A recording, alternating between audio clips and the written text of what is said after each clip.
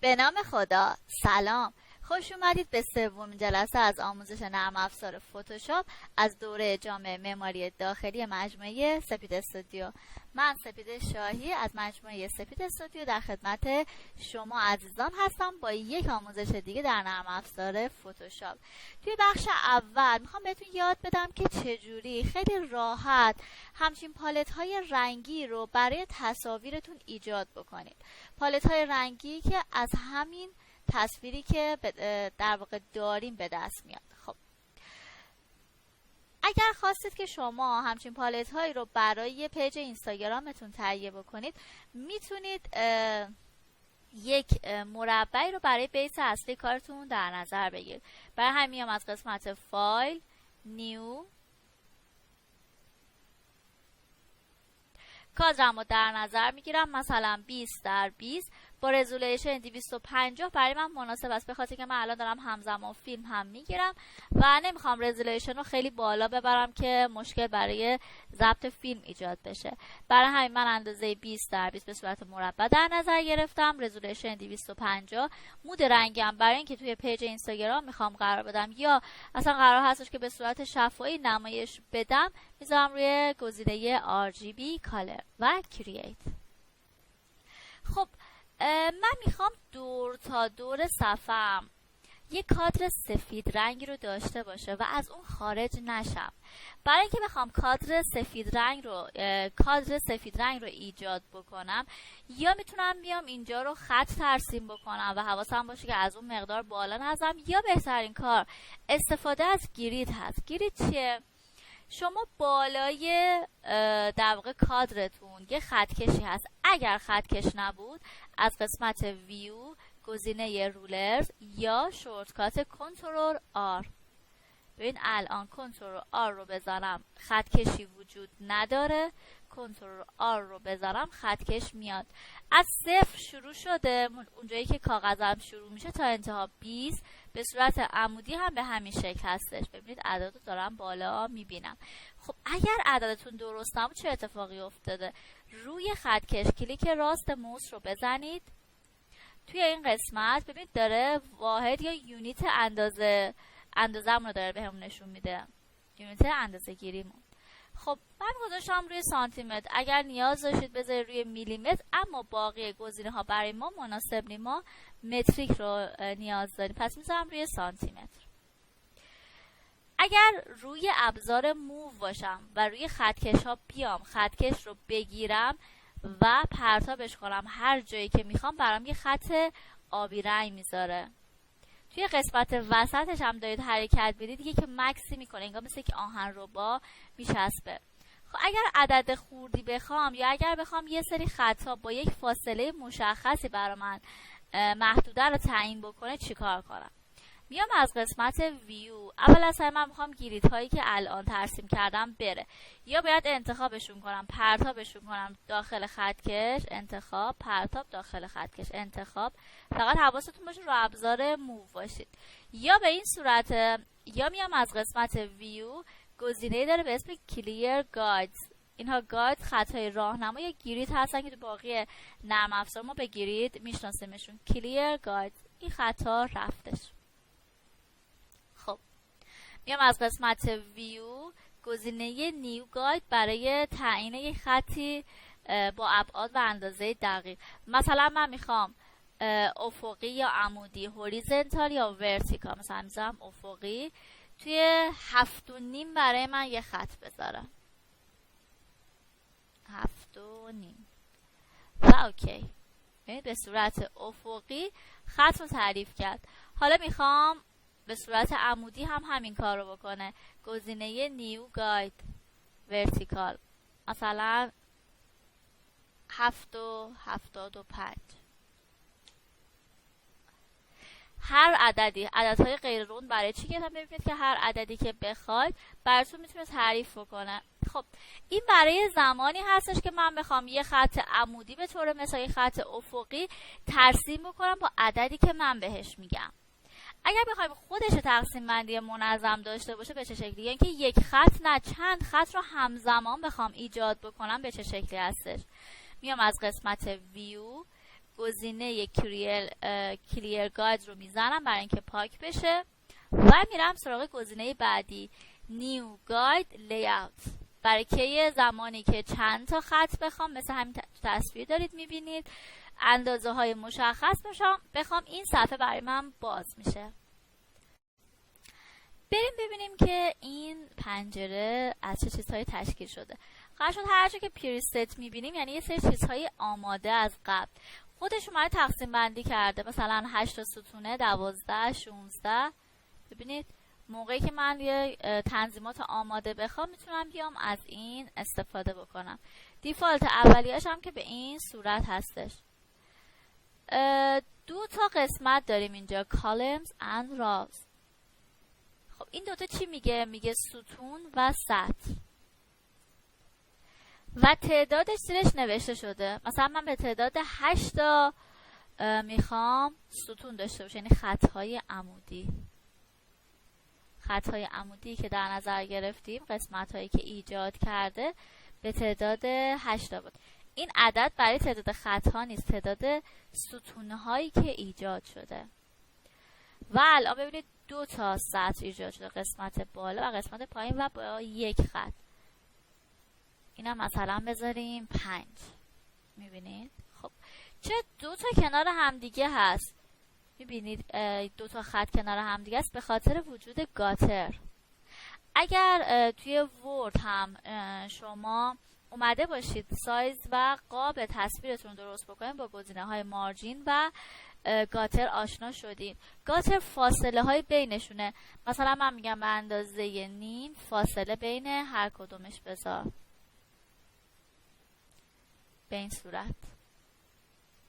اینا به چه دردی میخوره؟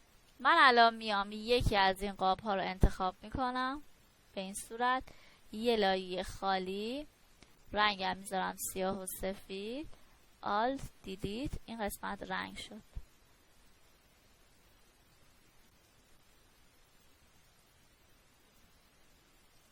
میبینید؟ خب حالا من از این کنترل دی کپی میگیرم، مثلا یکی در میام،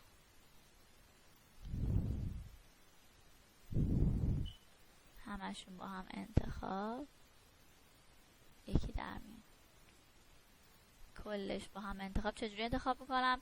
شیفت و قبل اینکه شیفت رو نگه دارم یه دونه اولیش رو انتخاب میکنم، میام قبل اینکه آخری رو انتخاب بکنم شیفت رو نگه میدارم و کلیک، آلت رو نگه میدارم به سمت پایین، آلت رو نگه میدارم به سمت پایین. میتونم فقط ردیف بالاش رو انتخاب بکنم، دیگه اون پایین رفت. دوباره کل اینها رو با هم دیگه انتخاب میکنم، یک کپی ازش میگیرم، کنترل جی، با کنترل جی یک کپی میگیرم. اینا رو میخوام یکی کنم، رنگش رو تغییر بدم بذارم بینشون. چجوری این کار رو انجام میدم؟ برای یکی کردن لایه ها گزینه کلیک راست موس رو میزنم، گزینه مرج لیرز. مرج لیر یعنی این لایه هایی که من الان انتخاب کردم رو با هم یکی کن. مرج ویزیبل یعنی کل لایه ها رو بررسی کن. من انتخاب کردم نه، کل لایه هایی که قابل دیدن هست، هنوز چشم کنارش رو آف نکردیم. و فلتن ایمیج یعنی چه اونهایی که آف شده چه نشده همگی با هم دیگه تبدیل به یک لایه بشن. من مرج لیر رو میزنم، کنترل رو نگه میدارم، روی این صفحه کلیک میکنم، یه لایه خالی یا همین فرقی نمیکنه، مثلا یه رنگ زرشکی، آلت و دیلیت و اینو یه دونه جا به جا میکنم.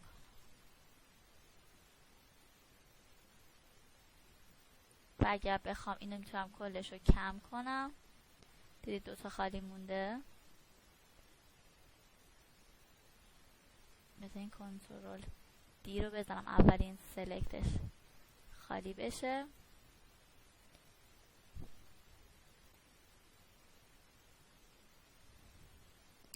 دوباره انتخابش میکنم. نه دیگه اون گزینه کنار ببینم هست یا نیست. نه نیست، اب نداره. 2 تا از اینها رو میتونم کپی بگیرم با مگنتیک لاسو، تیکش رو میزنم، تیک کانتیگیوس و این آلتا نگه میدارم، میزنم کنترل دی. خب حالا نمیخوام این خط و خطوط ها دیده بشه، چیکار کنم؟ از قسمت ویو گزینه‌ای دارم به اسم اکسترا، کنترل اچ. این چیه بچه؟ کلیر کلا پاکش میکنه، دیگه ندارمش. اما موقعی که اکسترا تیکش رو غیر فعال بکنید وجود داره، فقط دیده نمیشه. ببین الان من کنترل اچ رو دوباره میزنم. شاید ما یه موقع کار داشته باشیم باش نخواهیم کلا حذف بشه، میتونم به طور موقت با کنترل اچ این رو در واقع داشته باشمش. خب اینو یه سیو ازش بگیرم داشته باشمش، بعد بریم سراغ باقی توضیحات. ذخیرش میکنم. این میشه یکی از تمریناتی که شما انجام بدید. دوباره یه صفحه خالی انتخاب میکنم، یا میتونم کل این رو حذف کنم یا گروهش بکنم. انتخاب کنم اولی رو، شیفت رو نگه دارم آخری، کنترل جی، یه گروه بشه، خاموشش کنم. خب حالا من میخوام باقی توضیحات گاید رو بهتون بگم. نیو گاید لیاوت. گاتر رو میذارم 0، چون خیلی وقتا شاید ما نخواهیم این در واقع خط داشته باشه. قبلش باید قبلی رو پاک کنیم. پس کلیر. دیدین چجوری شد؟ تعدادش خیلی زیاد شده بودش. نیو گاید لیاوت. خب الان من گاتر این 0، گاتر این قسمت هم 0. خب به طور مثال برای ساخت هم پالت های رنگی اول امتحان میکنم ببینم 3 قسمت خیلی زیاده، 4 تا خوبه. اینجا بذاریم پالت های رنگیمون باشه و قسمت عمودی هم خوبه. گزینه بعدی رو اول توضیح بدم. من میتونم یه طول و عرض باش در نظر بگیرم، مثلا بگم فاصله ی هر کدوم از اینها 1 سانت باشه. میبینید عدد 1 فاصله 1 سانت باشه و تعدادش رو چند تا الان ستون داشته باشیم؟ 1 2 3 4 تا، عدد 4 تا گذاشتم. مثلا این 20 تا میخوایم 1 سانت 1 سانت باشه، میتونم بیام بگم به 20 تا قسمت مساوی و فاصله های 1 سانت بذار برای ارتفاع. پس این برای زمانیه که من بخوام در واقع فاصله های مشخص داشته باشه. 20 تا رو مثلا بذاریم 10 تا میشه نصفش. مثلا بخوام فقط یه قسمتش رو به خط داشته باشه، پایینش دیگه نیاز ندارم. خب این توضیح هم بهتون دادم. این رو بذارم 0. گزینه پایین، گزینه مارجین که فاصله از اطراف بچه ها. بذارین تعداد اینها رو بذاریم 1 که ببینید. فاصله از اطراف رو میبینید خط گذاشته. خیلی وقتا پیش اومده که ما بخوایم که مثلا به اندازه 1 سانت 2 سانت نیم سانت از اطراف فاصله داشته باشه. خب این رو باید به چه شکلی تعریف کنیم؟ دقیقا مثل چارچوبی که در ورد تعیین میکنیم. اینجا مارجین تیکش رو فعال کرد، نوشته تاپ، لفت، باتم، رایت. بخوایم تمامش اندازه هم باشه، مثلا بگم اندازه 1 سانت، یا اینکه مثلا بگم که میخوام به اندازه نیم سانت فاصله داشته باشه. نیم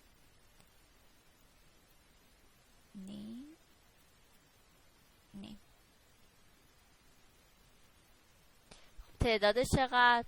اینه تعدادش رو 5 تا گفتیم یا 4. ببینیم چقدر خوبه. 4 خوبه.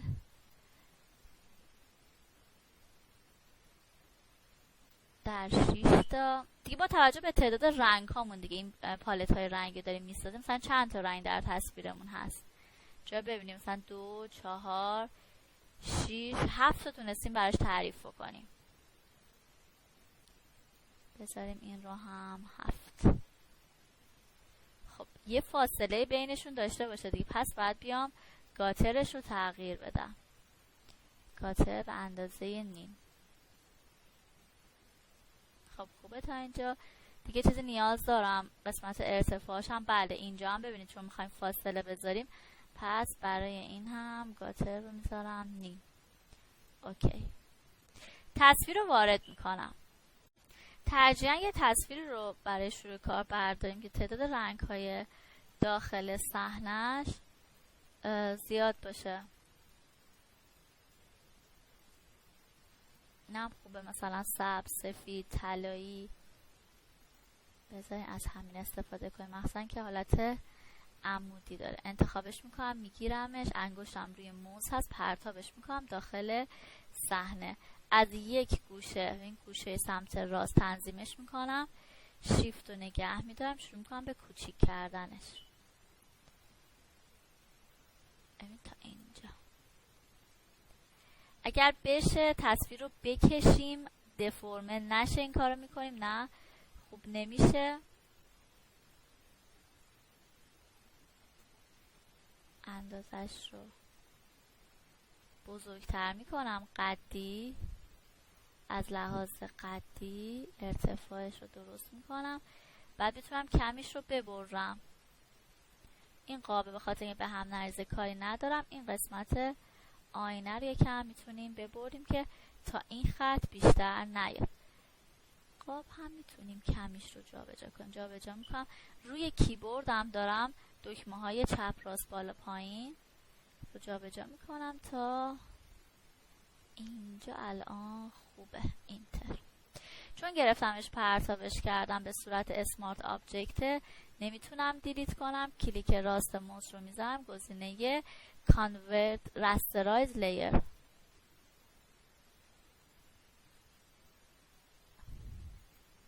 و بعد از این قسمت انتخاب میکنم، شیفت رو نگه میدارم، این قسمت هم انتخاب و دیلیت میکنم. خب بریم سراغ باقیش. میام داخل شکلم. چند روش داره. یا میتونم بیام با رکتانگل مارکی تولز یه مستطیل ترسیم کنم مثل کاری که قبل انجام دادم، لایه خالی فراموش نشه. اول از رنگ روشن شروع میکنم. مثلا یکی از سفیدها رو میگیرم. چیکار کردم؟ اومدم روی گزینه فورگراندم، رنگی که یکم روشن تر هستش و حالا الزاما سفید هم میتونه باشه، یا میتونم یکم توسی رنگش رو بگیرم، اینهایی که روی سنگ هست. با قطره چکان انتخابش میکنم و بعد آلت دیلیت. خب این یکی رو دارم، ازش کپی میگیرم که نخوام مستطیل انتخاب بکنم. آلت رو نگه میدارم، ازش کپی میگیرم برای همش.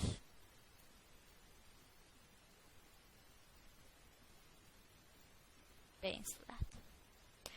خب اولی که اینه توسی، واسه دومی کلیک میکنم که انتخاب بشه، روی اتو سلکت هستم، کنترل رو نگه میدارم و روی آیکون، روی نوشتهش روی آیکون و مربعی که هست کلیک میکنم. دوباره یه رنگ دیگرش رو میتونم انتخاب بکنم. بیایم از زرد یا طلایی ها استفاده کنیم. انتخاب، آلت و دیلیت. دوباره کم تیره ترش، مثلا این. بعدی رو انتخاب میکنم، آلت و دیلیت. برای اینکه دستم بیاد چه تعداد رنگ رو مشخص کنم، از پایین هم شروع میکنم. یعنی رنگ پر رنگ رو هم انتخاب میکنم که حواسم باشه که چه تعداد رنگ رو انتخاب کنم. یه دونه سبز پر رنگ، آلت دیلیت. دوباره قسمت بالاییش انتخاب، سبز روشن‌تر. بیایم از این قسمت که نور خورده بگیریم، یا میتونیم 3 تا از این بگیریم، فکر میکنم کار قشنگ‌تر بشه. انتخاب، آلت و دیلیت. گزینه بعدی انتخاب، از قسمت روشن، آلت دیلیت. خب اینم بیایم از دیوار رنگ رو بگیریم.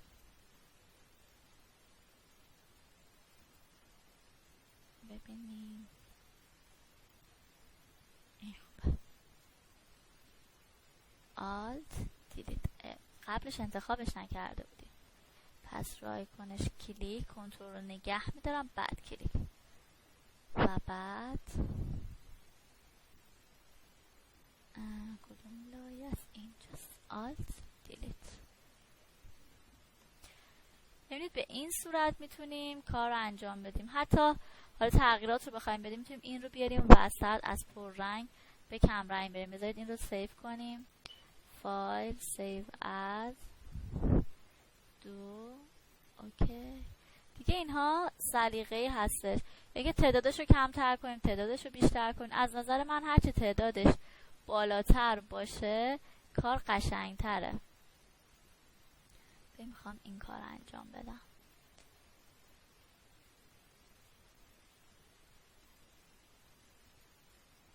یکم زوم بشیم که جای دقیق تر بذارم.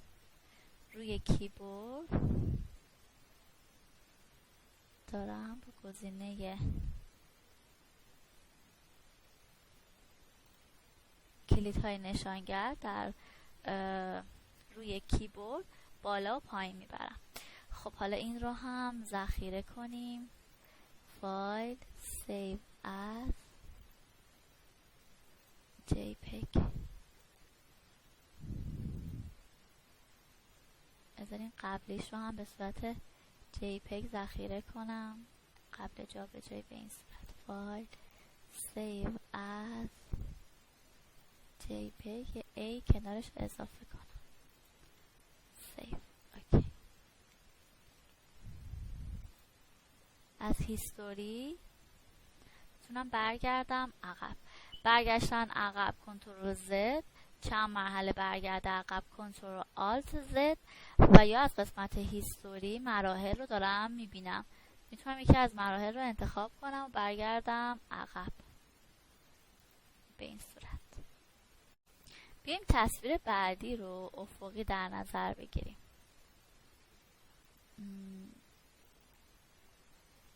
این تصویر خوبه.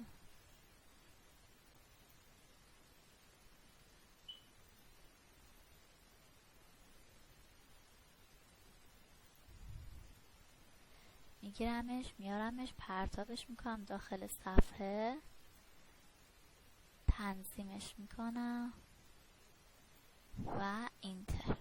خب میرم روی لایه ها و این قبلی رو هم تبدیلش میکنم به یک گروه و خاموش.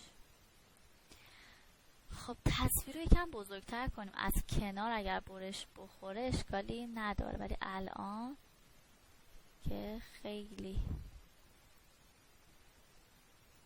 ببینید جا به جا کنیم، اینجا خوبه. اینتر. و بعد تبدیلش میکنم به راسترایز لیر.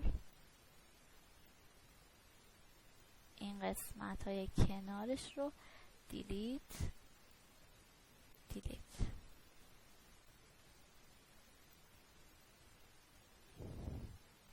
شیفت رو باید نگه دارم، دیلیت.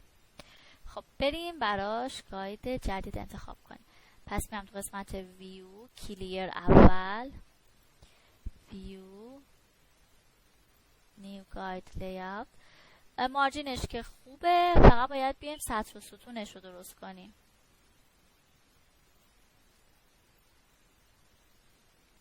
الان اگر بخوام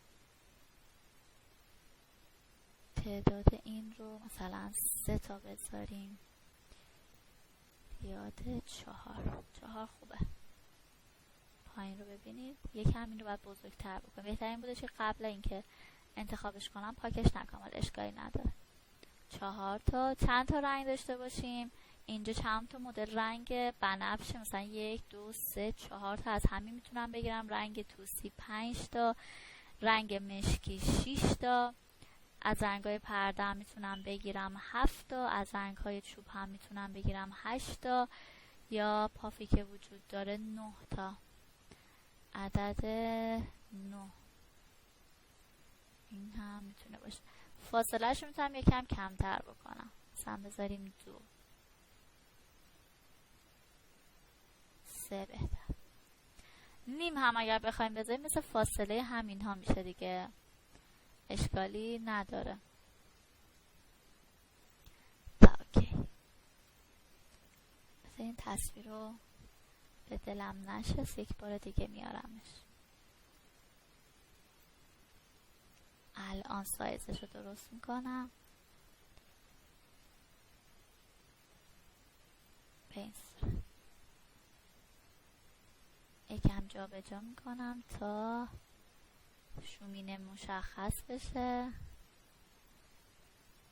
و اینتر تبدیلش میکنم. راسترایز لیر، کناره هاش که اضافی هست انتخاب، دیلیت. قشنگ روش دیگه رو بهتون بگم. میخوام با یک گزینه، یک در واقع پرکاربرد توی نرم افزار فتوشاپ آشناتون بکنم. گزینه های شیپ یا هر کدومش مدل های مختلف داره. الان اولیش رکتنگل تولز. رکتنگل تولز چیکار میکنه؟ میاد برام یه مستطیل ترسیم میکنه. من کارتی که داشتم رو انتخاب میکنم. رنگش به چه صورته؟ از قسمت فیل. اولین رنگ چه رنگی میخوایم باشه؟ میتونم بیام مثلا قبلش رنگم رو انتخاب کنم، یه رنگ روشن. اوکی، اینجا اولین گزینه انتخاب میشه. ببینید به این صورت من رنگ اولم رو میسازم و هر موقع بخوام آلتو نگه میدارم ازش کپی میگیرم. برای تغییر دادنش کافیه که دبل کلیک کنم روی آیتمش و حالا بیام رنگش رو تغییر بدم بنفش روشن‌تر.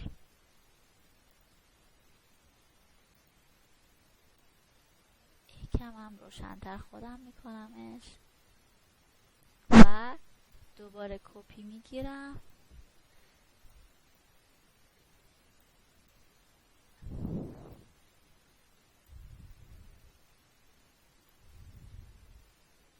به این صورت و حالا رنگاش رو تغییر میدم.